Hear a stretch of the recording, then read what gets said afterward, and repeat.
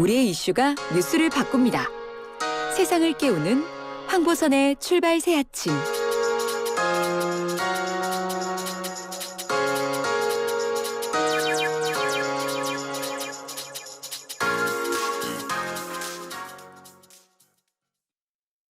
저는 쉽게 동의하지 않겠습니다. 그거는 증액에 대해서는 여야 합의에 구속되기보다는 그거는 정부에도 행정부의 나름대로 그런 판단이 같이 고려가 돼야 된다고 생각을 합니다. 국회도 임명 권력이 아니라 이제 선출된 권력이고 국민의 뜻을 대변하는 입법기관인데 국회가 합의해도 응하지 않겠다고 하는 홍남기 부총리의 태도는 민주주의 제도 자체를 부정하는 일종의 폭거라고 생각됩니다. 네, 지난 금요일 지난 4일에 국회 기재위에서 나온 홍남기 부총리와 그리고 이어서 민주당 이재명 후보의 발언을 차례로 들으셨습니다. 여야가 합의해도 추경 증액에 선을 그은 홍남기 부총리의 이 발언 여파로요. 여당 내부에서는 재정 쿠데타다, 탄핵해야 한다. 이런 주장까지 나왔죠. 어제 민주당 을지로위원회는 기자회견을 열고 홍 부총리의 발언은 민생을 외면하겠다는 민생 능멸이자 국민을 대표하는 국민 무시 발언이라고 비난했습니다. 을지로위원회 소속이죠. 더불어민주당 우원식 의원 연결해서 입장 들어보겠습니다. 의원님 안녕하십니까? 네, 안녕하세요. 우원식입니다. 예. 추경 증액에 대해서 여야가 합의하면 어떻게 하겠느냐. 자, 이 질문 국회 기재위에서 우원식 의원께서 직접 하신 거지 않습니까? 네, 그렇습니다. 그래도 기대한 답이 있었을 건데 전혀 다른 답이 나왔죠? 네, 그렇습니다. 예. 그러면은 여야가 합의해도 동의하지 않겠다. 홍 부총리가 이런 답변을 왜 했을까요? 글쎄 제가 좀 납득하기 어려운 일입니다. 이 발언은 예. 국회는 국민을 대표하는 기관 아니겠습니까? 예. 선출된 권력이기도 하고. 예. 그럼에도 불구하고 국회가 합의해도 응하지 않겠다 이런 태도는 그 민주주의 제도 자체를 부정하는 매우 심각한 발언이다. 예. 그래서 저희는 묵과할 수 없는 일이다 이렇게 생각하고요. 예. 이 발언은 국회의 예산 심사권을 무시하는 월권적 발언이고 또 특히나 어려운 시기에 적극적인 정부의 역할을 기대하고 있는 국민들과 민생 현장의 목소리를 정면으로 배격하는 민생 능멸 그런 발언이다 이렇게 보고 있습니다. 그래서 저희는 어제 기자회견을 통해서 예. 홍 부총리에게 문제 발언에 대해서 즉각 철회하고 사과할 것을 요구했습니다. 그러면 홍 부총리 쪽에서 혹시 태도사항에 바뀐 게 좀 조짐이 좀 있습니까? 그 이후에 아직 없습니다. 그렇군요. 민주당에서는 35조 원 이상 추경, 국민의힘에서는 최대 50조 원으로 가야 한다. 이렇게 주장하고 있는데 홍 부총리가 왜 이렇게 강하게 버티는 거라고 보십니까? 정부가 갖고 있는 권한에 예. 그 예산 증액 동의권을 갖고 있어요. 그래서 이런 동의권을 갖고 있기 때문에 국회 예산 심사권이라고 하는 것은 정부의 예산을 감액하는 선에서 한정돼 있지 예. 기재부의 허락이 있어야 됩니다. 정부의 허락이 있어야 되거든요. 그걸 아마 토대로 하는 걸 텐데 그렇지만 지금 같은 위기 상황에서는 적극적인 재정을 펼쳐야 하고 국민의 민심에 가장 가까이 있는 국회가 의사결정할 필요가 있는 거거든요. 예. 사실 그동안 코로나 위기를 맞이해서 기재부의 재정 지원이 아주 한마디로 말하면 아주 인색 그 자체였습니다. 이 다른 나라하고 비교를 해봐도 코로나 기간 동안 재정 지원 비율이 GDP 대비해서 우리가 4.5%를 했거든요. 예. 선진국 평균이 17.3%입니다. 예. 아주 턱없이 낮은 수준이죠. 일본에 비해서는 절반밖에 안 되고 미국에 비해서는 5분의 1밖에 안 되거든요. 예. 그런 반면에 같은 기간 동안 가계부채가 증가한 율은 선진국 평균의 3배 가까이 늘어났어요. 예. 그러니까 국가가 부담해야 될 것을 국민 개개인들이 부담하고 있는 것이고 예. 그래서 지금 이제 국가 부채율은 가장 건전한데 가계 부채는 가장 위험한 상황이란 말이죠. 그래서 저희가 보기에는 이런 재정 건전성을 잘 유지하는 이유는 예. 지금과 같은 위기 시대에 쓰기 위한 것 아니겠습니까? 그래서 그런 점에서 보면 이 집권 여당이 지금 적극적으로 나서서 이런 문제를 해결해야 되겠다 이렇게 생각하고 있는 것입니다. 예.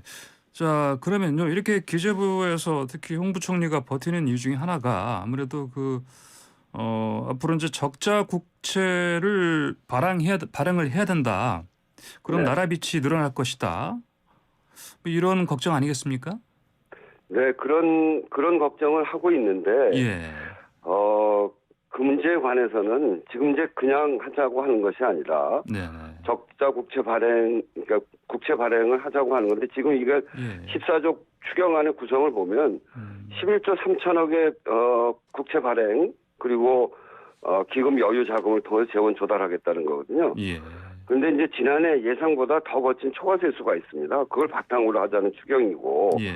그래서 4월 결산 이후에 보면 추가 세수로 국가 채무를 줄이는 방식으로 할 수 있기 때문에 빚 없는 추경이 충분히 가능하고요. 예. 또 우선 국채 발행을 한다고 하더라도 지금 이제 연초기 때문에 지금은 세출 조정은 하기가 좀 어렵습니다만 예. 좀 지나면 충분히 할 수 있습니다. 그렇기 때문에 그 문제에 대해서 지나친 우려를 갖는 것은 옳지 않다 이렇게 생각합니다. 알겠습니다. 그럼 국민의힘 쪽의 입장은 어떻게 보십니까? 뭐 이를테면 뉴딜 예산 같은 거 삭감해서 방금 말씀하신 뭐 구조조정해서 예산 쪽을 하자는 얘기 같은데요. 그것도 좀 무리한 주장이죠. 예. 그 올해 예산이 집행된 지 지금 한두 달밖에 안 됐잖아요. 그런 상황에서 예. 지출 구조 조정을 하자는 것은 현실적으로 불가능합니다. 예. 국가 예산 지출을 막 시작했는데 이렇게 지출 구조 조정부터 하자고 하는 거는 예. 말로만 추경하자는 거지 실제로는 추경하지 말자는 것이랑 마찬가지거든요. 예. 그래서 국민의힘이 소상공인 자영업자를 위한다고 하면서 이렇게 무리한 까다로운 조건을 제시하는 것은 하지 말자는 것과 같기 때문에 예. 그런 조건을 달지 말아야 됩니다. 그러면요, 또 아까 말씀하신 홍 부총리가 이렇게 버티는 이유 중에 하나가 그 예산 이 추경 관련해서는 고유의 그 권한이 정부에 있다. 네. 이런 주장 때문으로 보이는데 그런데 어쨌든 행정부의 수반은 대통령 아니겠습니까? 그렇습니다. 이제 문재인 대통령이 자 뭐 추경 처리 급히 해야 된다 이런 얘기를 했습니다만 홍 부총리가 계속 이렇게 버티는 이유 중에 하나가 이제 방금 얘기 드린 거 있었고요. 또 적자 국채가를 발행해야 된다 이런 얘기도 있었는데 또 하나가 아무래도 그동안에 사실 문재인 대통령이 계속해서 홍남기 부총리의 힘을 실어주는 그런 전략이 있었기 때문에 아니겠습니까? 뭐 그렇게 이야기를 하고 있는데 예. 사실은 지난번에 그 초과세수 오류가 발생했잖아요. 예. 60조 원과 같이 아주 그 초유의 초과세수 오류가 있는데 그런데도 책임을 묻지 않은 거는 그때 굉장히 고심이 심하셨을 것이라고 저희는 생각해요. 예. 그 이유는 저는 코로나하고 대선 이렇게 연계된 지금 아주 그 마무리도 해야 되고 매우 복잡한 시기 아닙니까? 그런 상황에서 대통령의 안정감을 택하신 거 아닌가 이렇게 생각합니다. 또 문재인 대통령의 인품 자체가 아랫사람들의 허물을 품어주는 분위기 그러니까 그런 분이시기 때문에 그런 점도 있을 거고요. 그러나 이번 홍 부총리의 발언 내용과 취지는 평소 대통령께서 줄곧 강조하셨던 사람이 먼저다라고 하는 국정운영 철학에 반하는 것이기 때문에 이는 홍 부총리가 문 대통령께서 자신에게 보여준 기대를 저버린 행위다 이렇게 생각하면서 홍 부총리의 태도는 잘못됐다. 그래서 국회와 대통령에게 사과해야 된다 이렇게 생각합니다. 예. 이렇게 민주당 여당이요. 홍 부총리와 부딪힌 게 한두 번이 아닌데 그 뭐 1차 재난지원금 때부터 불거진 문제 아닙니까? 이게 뭐 선출된 권력이 임명 권력 그러니까 그 관료 출신 수장을 통제하지 못하는 상황 아니겠습니까? 네. 앞으로는 그러면 관료 출신을 정부 부처 수장에 임명하면은 안 되지 않겠습니까? 그런 관점에서 보자면. 예. 근데 사실 그동안 기재부가 코로나19 이후에 긴급하게 발생한 6차례 추경에 아주 소극적으로 일관해 왔거든요. 기재부가 오로지 그 소위 재정 건전성이라는 신화에 휩싸여서 마치 나라 재산을 지키는 곡간직이라기보다는 오히려 이를 쥐락펴락하는 주인 행사를 한 모양새죠. 이건 맞지 않습니다. 국정 운영이 잘못되면 결국 피해는 국민에게 가는 것 아니겠어요? 그렇게 되면 국민은 선거를 통해서 국정 운영을 잘못한 세력한테 책임을 묻는 것이 민주주의 원리 아닙니까? 즉 그 선거를 통해 책임을 묻는 건데요.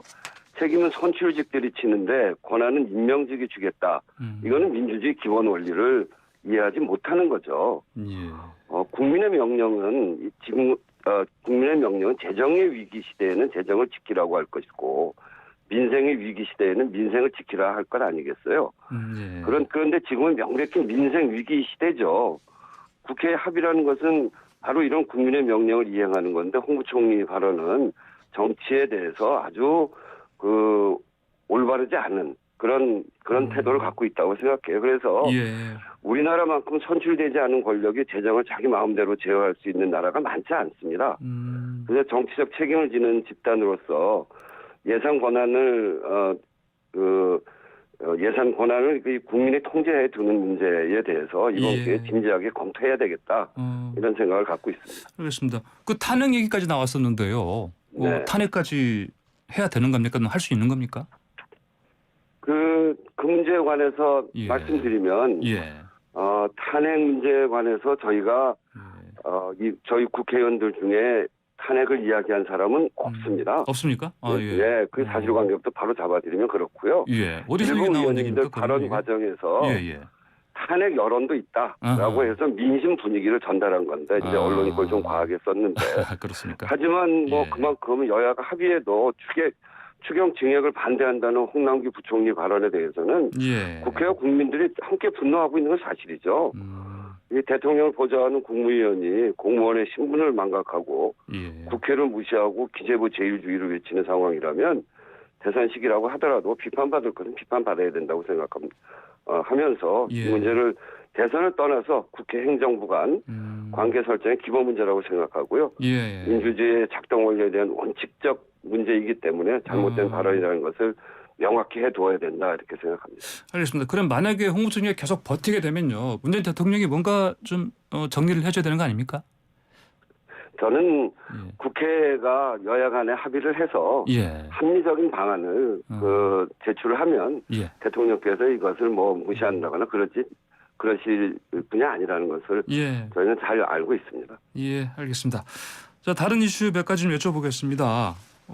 이재명 대선 후보하고 김종인 전 비대위원장이 어젯밤 비공개 회동을 했는데요. 혹시 네. 어떤 대화가 오갔는지 들으신 게 있습니까? 그건 제가 아직 들은 바는 없고요. 예. 두 분 다 나라를 걱정해서 정말 앞으로 다음 5년을 책임질 정권의 성격이 어때야 될지 또 예. 어떤 분이 대선 다음 5년을 맡아야 될지 이런 것들 가지고 예. 깊이 서로 걱정도 하고 또 논의도 하고 그러시지 않으셨겠어요? 예, 알겠습니다. 자, 그리고 이것도 여쭤볼게요. 곽상도 전 국민의힘 의원이 구속됐습니다. 네. 대장동 개발 사업 관련해서 뇌물 추가된 영장상에 혐의가 인정이 된 건데 어떤 의미가 있다고 보십니까? 이번 구속은? 우선 곽상도 전 의원이 구속된 것은 수사 과정에서 범죄 사실에 대한 소명이 어느 정도 객관적으로 드러난 것이다 이렇게 보여지는 거죠. 예. 그래서 이제 국민들의 관심사가 바로 정관계 언론계 로비를 위해서 만들어졌다는 소위 속칭 50억 클럽의 예. 실체와 그 역할에 대해서 관심이 이제 집중될 것이라고 보고요. 예. 사실은 이제 비리 사건의 답은 돈이 어디로 흘러갔는지 그걸 보면 되는데 비로소 대장동 이런 문제에 분류로 들어온 것 같습니다. 예. 그동안 국민의힘이 온갖 음해와 흑색선전으로 화천대유의 그분을 마치 이재명 후보인 양 온갖 음해를 하고 흑색선전을 해왔지만 결국 돈 먹은 자 이것이 드러나는 범죄의 몸통이 될 것이고 예. 그것이 국민의힘 쪽으로 다 관련되어 있다는 것이 드러나게 되는 것이 사필 규정이 아닐까 이렇게 예. 생각합니다. 알겠습니다. 의원님 오늘 말씀 여기까지 듣겠습니다. 고맙습니다. 네, 감사합니다. 네, 지금까지 더불어민주당의 우원식 의원이었습니다.